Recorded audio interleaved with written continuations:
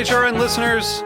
As we celebrate our 15th year, we are deepening our commitment to giving voice to the next generation of food systems storytellers, and we need your help. Our internship and fellowship programs help activate new possibilities for underrepresented and underestimated young people through experiential journalism, audio engineering, and production training. Through these unique programs, HRN helps food equity stewards build essential workforce readiness skills that expand their potential and foster economic mobility. Please consider supporting these critical programs. And with a minimum donation, you can be entered to win a dinner for two at an amazing restaurant in one of 8 cities and tickets to a concert at a great venue in one of those cities. We have incredible partners across the country who have donated, as they also share our passion for helping to educate the next generation of food systems storytellers. Check out heritageradionetwork.org/15 to donate and enter to win today. That's heritageradionetwork.org/15 to donate and enter to win today. And make sure you donate before March 31st. Thank you. This episode is brought to you by Cart Driver, Denver's home for wood-fired pizzas, fresh oysters, seasonal market plates, cocktails, and conversation.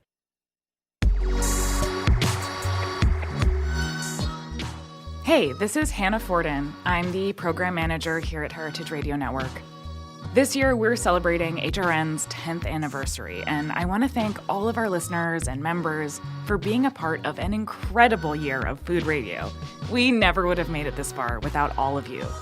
So HRN is now in its summer fund drive, and this is when we turn to you and ask that you make a donation to help ensure a bright future for food radio. Whether you listen to one show or 20, there's a reason why you keep tuning in week after week. All of our content is powered by a small nonprofit, and we rely on your generosity to keep going. Help us keep broadcasting the most thought-provoking, entertaining, and educational conversations happening in the world of food and beverage. So become a member today.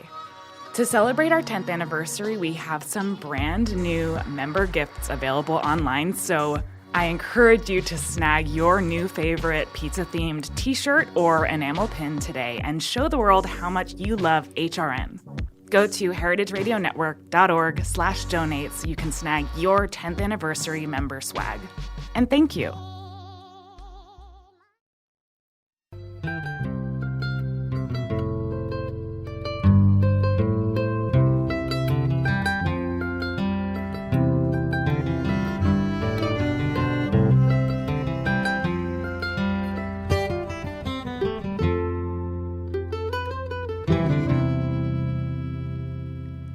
Hello, this is Lisa Held coming to you live from Roberta's in Bushwick, Brooklyn, and you're listening to The Farm Report, a Heritage Radio Network show about the people, processes, and policies that shape how food is produced today. Today, I've got Naomi Starkman on the line. Naomi is the founder and editor-in-chief of Civil Eats, a daily news source for critical thought about the American food system. Naomi, thanks so much for coming on. Thanks so much for having us, Lisa. So it's funny. I was thinking about this before the show. I've been writing for Civil Eats for more than 3 years now, and we still have never met. And now I have you on the show, and we're going to have this conversation. And you're still all the way across the country, and we're not actually meeting in person, but at least we're talking on the radio. Yes, and that's actually really common for so many of our writers. We have over 150 freelance reporters nationwide, and so we often don't meet our writers and reporters, but I'm really pleased to talk with you today. Great. So I invited you on because Civil Eats is celebrating its 10th anniversary this year. And that strikes me as really meaningful for a lot of reasons. But one thing that stood out to me is, you probably heard in the drop before the show started that Heritage Radio Network is also celebrating its 10th year. And I've been thinking about that all season. And I keep hearing other examples of food movement initiatives that started about a decade ago. For example, some of the biggest urban farms in New York, like the Brooklyn Grange and Gotham Greens, both started about 10 years ago. I was thinking a cool place to start would be to ask you, do you think that's a coincidence, or is there some unique moment in time around 2009 when something was sort of shifting in the conversation about the food system? I do, and I don't think it's a coincidence. I think all of these incredible endeavors happened at a time when people were starting to really think more concretely about our food system. Civil Eats started actually as a result of Slow Food Nation in 2008 in San Francisco, which for many was a watershed moment in our country, looking at the issues around food and farming. I was part of the planning team for that event. We had this massive celebration in San Francisco. Over 85,000 people came. We had a victory garden in front of City Hall. We had speakers, and we had this incredible showcasing of the best of sustainable agriculture in the nation that weekend. And I was part of a team that helped put together a website, and right in the middle of that website was a blog. And it was really a place to have a platform for conversation around food systems. And right before the event, the weekend of Labor Day, over 2008, we had close to 1 million people on the site. And so I think, Wow. that was this moment when I realized that there was really no meaningful online news source thinking about the nuanced and complex situation of our food system. And that's when I started Civil Eats with a former co-founder, Paula Crossfield. But all of these endeavors, including Heritage Radio and the amazing urban farms you mentioned, they all were happening at a time when people were starting to think and act more around the issues around our food system. Yeah, that makes a lot of sense. And that was the first Slow Food Nations event?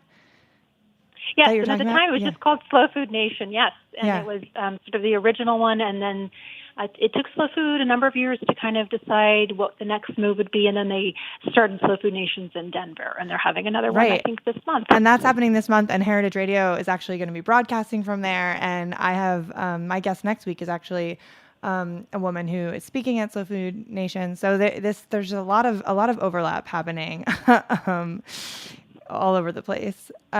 So you started out of this kind of moment in time, and as this blog, right, on the website.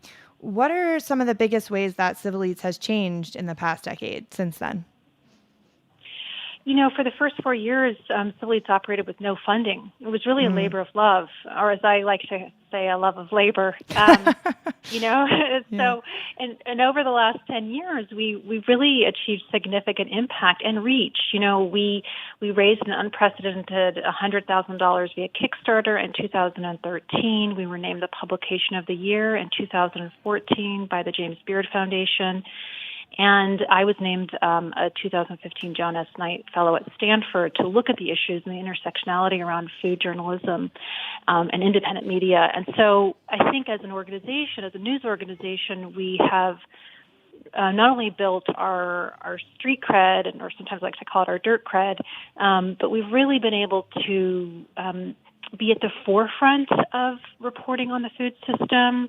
When we started in 2009, there really were no major media outlets focused on food and these other issues. And I think a decade later, I like to think that we have led the change in helping to create a robust public discourse. And we've also demonstrated in our reporting that business and health and cultural and socioeconomic stories reach far more people through the lens of the American food system.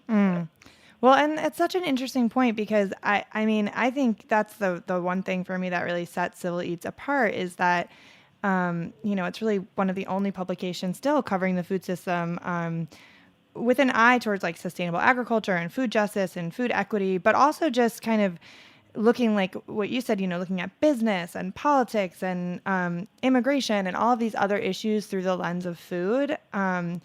And I mean, there's a few other publications that have sprung up since then, but I guess for me, it feels surprising that there aren't more mainstream news outlets covering the intersection of all of these issues. Like, do you think that that's going to continue to evolve? It's a really good question. I mean, I will first say that, we are unique in the media landscape. And as you said, I think food justice has been central to our reporting since our inception. And I would say particularly we have played a role in demonstrating the connection between race and environmental health. And so looking at the intersectionality of those issues, as you mentioned, is really core to what we do as a news organization. We have noted and demonstrated in our reporting that people of color are disproportionately impacted by the food and ag system. So I think Civil Eats has broken new ground on covering issues of access and equity and justice, and we've also cultivated diverse voices and reporters. I think there is a shift slightly. We have been sharing our content with mainstream media since 2014. So with Time and Yahoo Food, when it was a vertical, no longer is. We had a syndicated partnership with Food and Wine. We have a syndication with partnership with Eater. And so I think you're seeing mainstream media take an interest in these topics. We partner with NBC News, The Guardian, HuffPost, New York Magazine. So we are filling a news hole that I think matters for many organizations, but they are just catching up to looking and thinking deeply about these issues. Right. I guess it's just they haven't sort of figured out that coverage yet for themselves, so they're coming to you to help with that, which is a good thing. And then maybe more outlets will start to do it on their own as well. So that's sort of like talking about how Civil Eats has changed and the media is changing.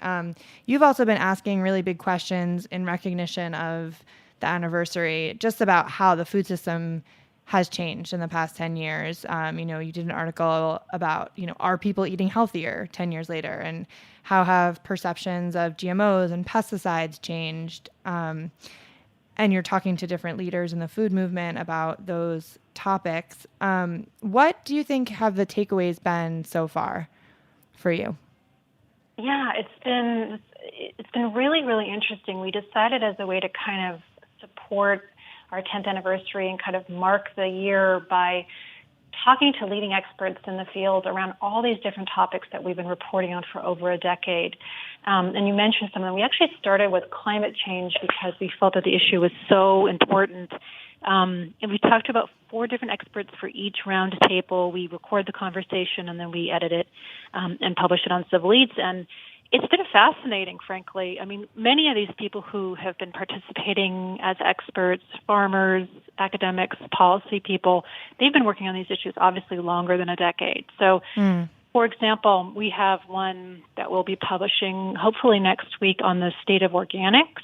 And we talked with Kathleen Merrigan, and, she's been doing this work for 30 years. And so while we are saying, oh, goodness, this is what we've been reporting on for the last 10 years, many of these individuals are longtime advocates, farmers, workers in this space. I would say the biggest takeaway would be that a lot has changed. So back to your first question, right? Like, what was happening 10 years ago that all these organizations and farms and things were taking place? I think we had a general momentum where people started understanding that food is the tip of the environmental arrow. And so people started understanding that there's a system behind how food and agriculture is produced in this country. And all these pieces and parts started coming together. And so the folks that we've been talking to have been, at least in my point of view, have been really demonstrating how many people are involved in food systems, that there isn't just one expert, there isn't just one group, there isn't just one point of view. There are many, many, many people. And that's sort of the point. And I think it kind of relates to our reporting in that no matter who is in office, you have incredible people who are really on the front lines of making change in our food system. Right. And that's a very dramatic place to sit and sort of notice that, together all these projects and people are building a new food system.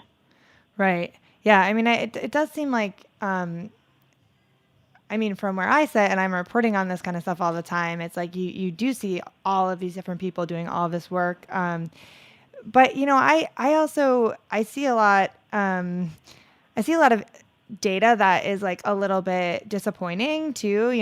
One thing I was going to bring up was the latest ag census data. And that was so discouraging to me, just about the state of the agricultural system. It showed we're sort of still losing all these mid-sized farms while the biggest farms get bigger, and the average age of the American farmer still continues to rise. You mentioned organic, and I wonder if this will be in the article that you publish next week, but the amount of actual land that is certified organic is still minuscule. I guess I'm curious, why do you think that, especially in terms of agriculture, the food movement hasn't made bigger strides, like with all this momentum that was building 10 years ago? A really good question. I don't have one simple answer for it. I think there's so many different reasons. I mean, I think there, as you mentioned, there's just 1% of farmland in organic production, and it's actually like significantly less than 1%. Yeah, less than 1%. It keeps going up, but it's like going up closer to 1%, and you're like, well, what? Correct. Yeah. So right. So then you've got like, approximately 1% of farmland in organic production, and then you've got demand far outstripping supply, and then you have got lots of issues around reports around fraudulent organic imports and questions around the integrity of the organic seal, and you've got new efforts to make new standards. There's a lot of internal debate around the efficacy of USDA organic. You've got an administration that's not been particularly supportive of sustainable agriculture. You've got folks kind of on both ends. You've got kind of like what some people would call big organic. So some folks feel like that's greenwashing of organic. You've got lots of folks who feel like it's time to shift to what they're calling regenerative or regenerative organic. And so there's lots and lots and lots of people who are looking at this issue from a lot of different ways. At the same time, I think people do care. I think in general, there's a consensus that people care about where their food comes from and primarily how they're feeding themselves and their family. Why it hasn't grown, or what are some of the pressure points for its lack of success, is really kind of comes down to research dollars, conservation dollars, support for programs that really support different methods of farming, helping incentivize farmers, like the Healthy Soils Initiative in California, ways in which we're trying to find support for farmers, producers, new and beginning farmers, the Young Farmers Coalition, National Young Farmers Coalition, and the work they do, is so essential, because it's not just about the farmers now, it's about bringing new farmers into farming and keeping them there. So a lot of it stems from kind of top-down, the grassroots and grass tops efforts to support organic so that farmers can transition. And the other interesting thing is that we're seeing this tremendous interest in technology in food, so ag tech, and there's billions and billions of dollars on the table around food, and yet it's really not for farming, right? It's really for kind of newfangled food stuff. What would it look like if we had a $1 trillion investment in farming and food systems, and like building soil? Building soil health, or building kind of the bricks and mortar pieces. I always say that food hubs are incredibly unsexy, but they're kind of the most important pieces to help small to medium-sized farmers scale. We're talking about things like transportation, refrigeration, distribution, things that are really not like a moonshot, but really matter in terms of helping more people get access to better and fresher food. Right. I love those unsexy topics, but I know, that's why your reporting is so important. And also I wrote a story about food hubs for Civil Eats, and I'm sure I was like, can we make this a little sexier, Lisa? I know anybody who'll listen will just beat on our food hub drum. Right. We have to take a quick break. When we come back, I want to dig a little more into politics and policy and some of the ways that you mentioned of sort of incentivizing changing food and agriculture. We'll be right back.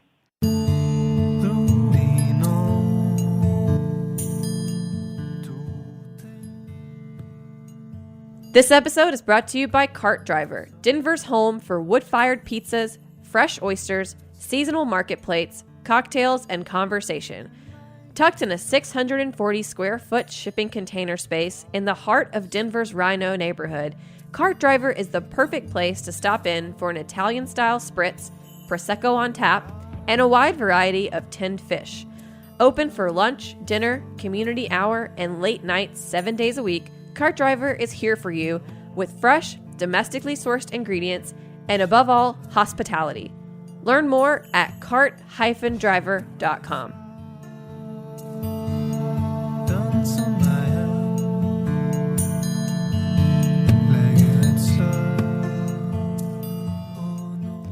All right, we're back. This is Lisa Held. You're listening to the Farm Report on Heritage Radio Network.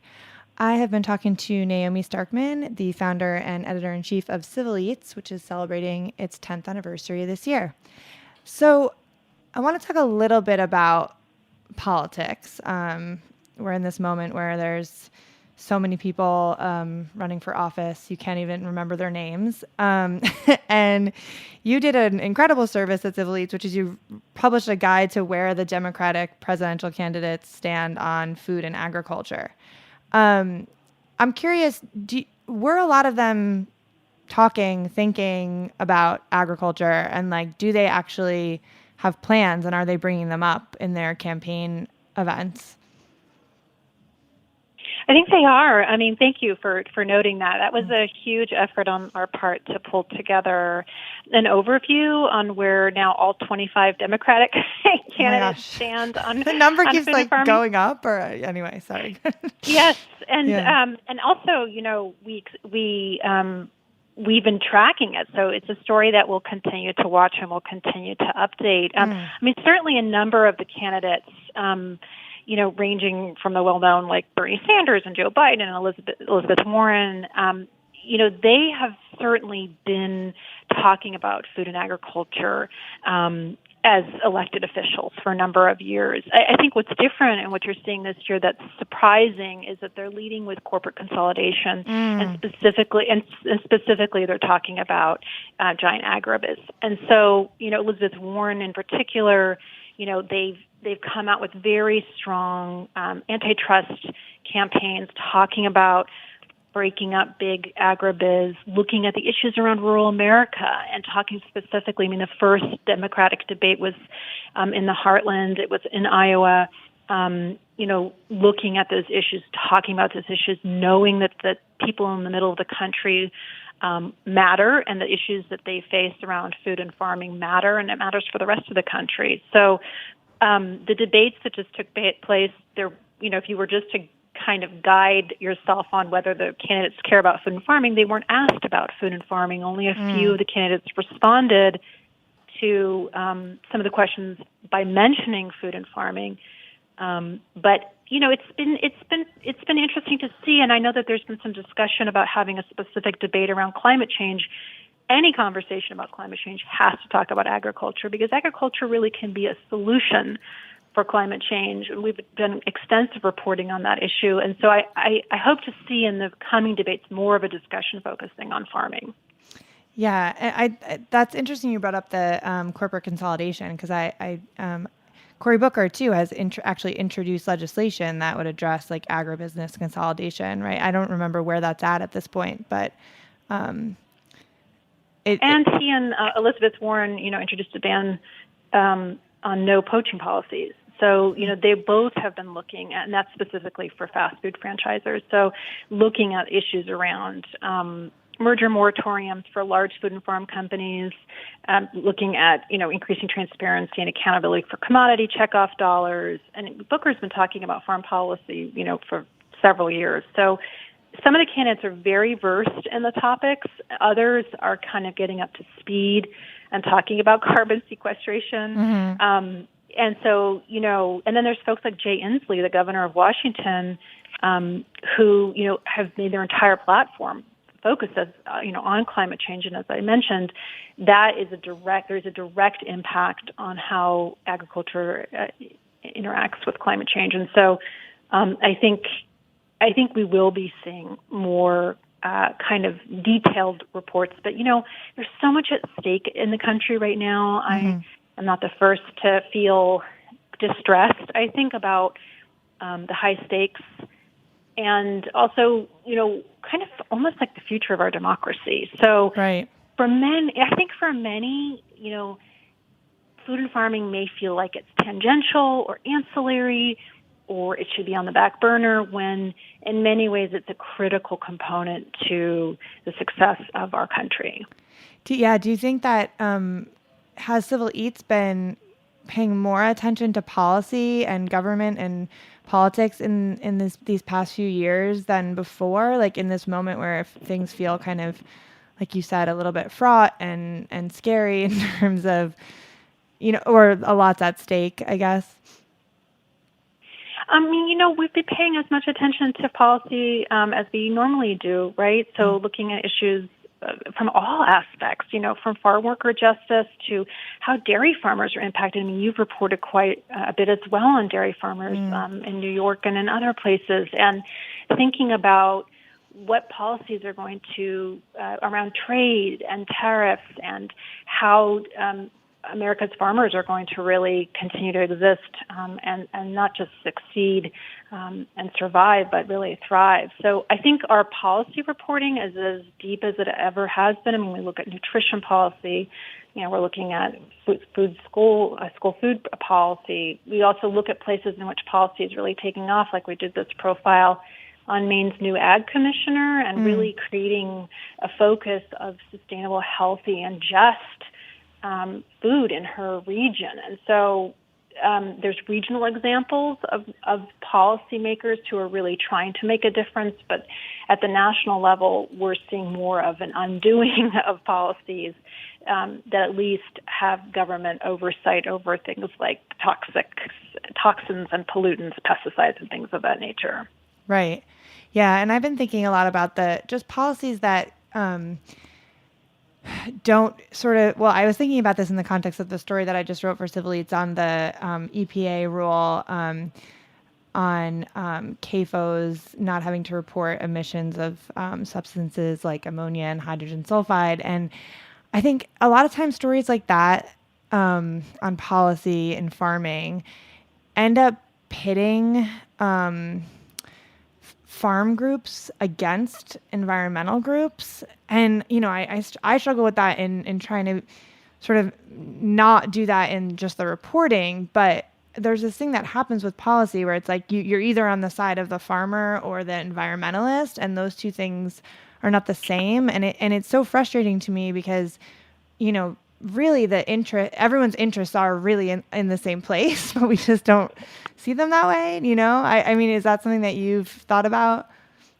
Oh, yeah. I mean, I think that goes long. There's a long history of there being tension between farmers and environmentalists. But I will say that it's shifting. I mean, I think organizations like the National Farmers Union is really making strides in connecting dots for farmers that they, again, are solutions. They are on the side of the environment. I mean, I think, there's been a knee-jerk reaction that anytime you talk about, farmers, that somehow they're the problem and they're to blame. And there are a lot of people a lot of farmers are very sensitive to that rhetoric.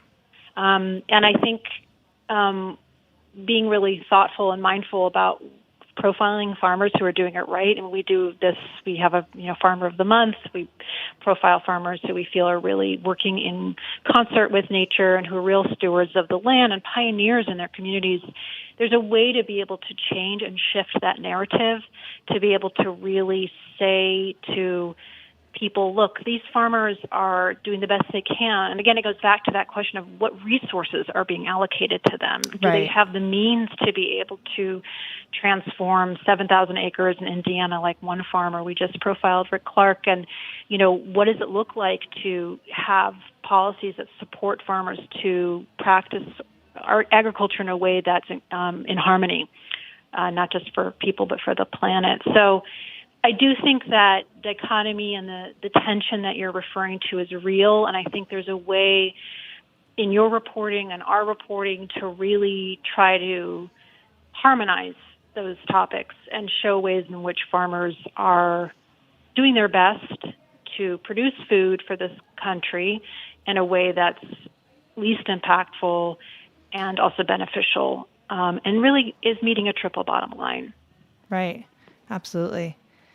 So I want to ask you, you're sort of doing a lot of reflection for the 10-year anniversary, looking back at the work that Civil Eats has done and what has changed in terms of food and agriculture. But I would imagine you're looking back, you're also looking forward at the next 10 years and however many more. What do you see as sort of the most important topics Civil Eats will be covering going forward, and just what the future has in store for the site?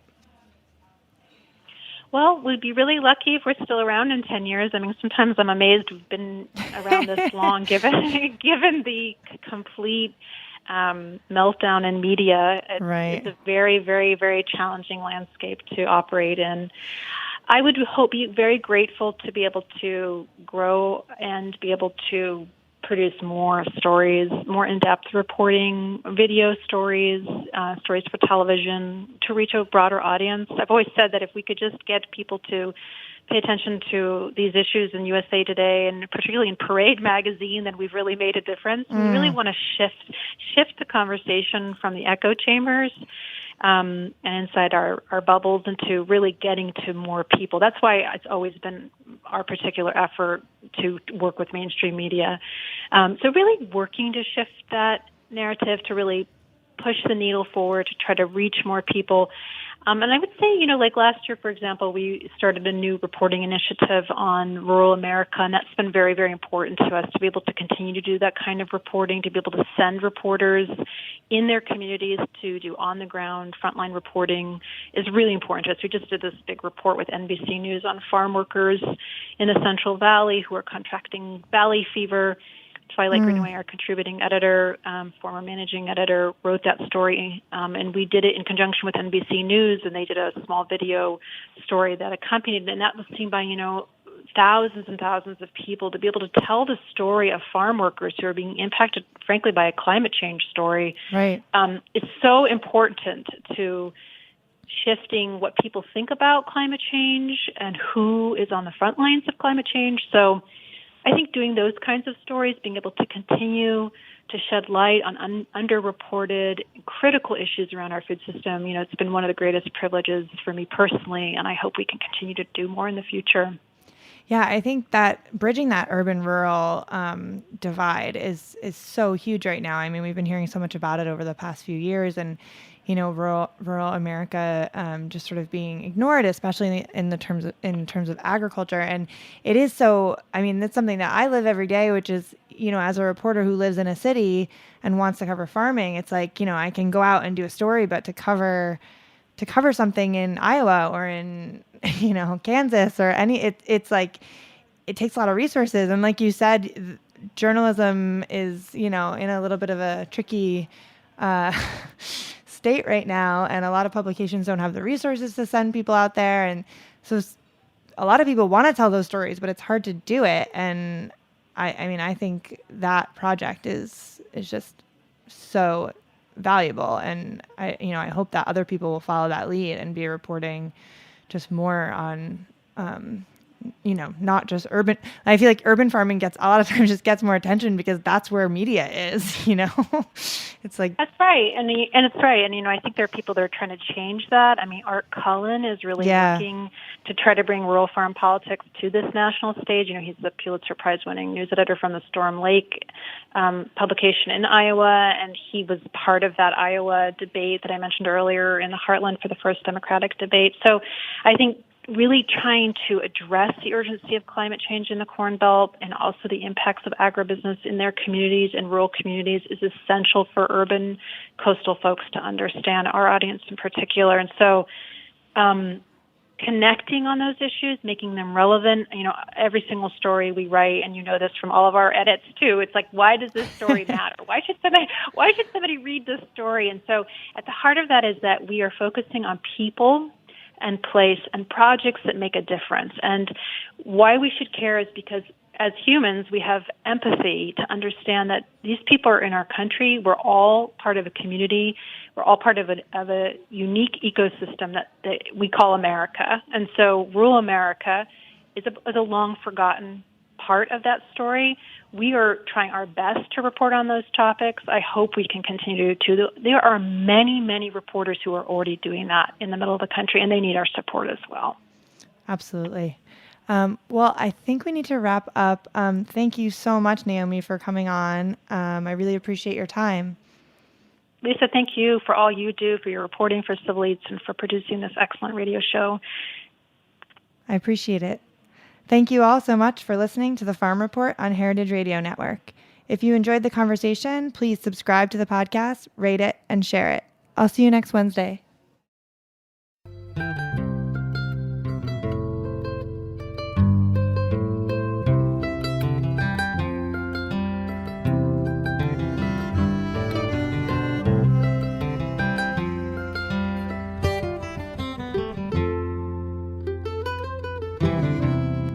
Thanks for listening to Heritage Radio Network, food radio supported by you.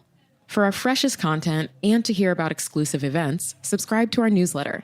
Enter your email at the bottom of our website, heritageradionetwork.org. Connect with us on Facebook, Instagram, and Twitter at heritage_radio. Heritage Radio Network is a nonprofit organization driving conversations to make the world a better, fairer, more delicious place. And we couldn't do it without support from listeners like you. Want to be a part of the food world's most innovative community? Rate the shows you like, tell your friends, and please join our community by becoming a member. Just click on the beating heart at the top right of our homepage. Thanks for listening.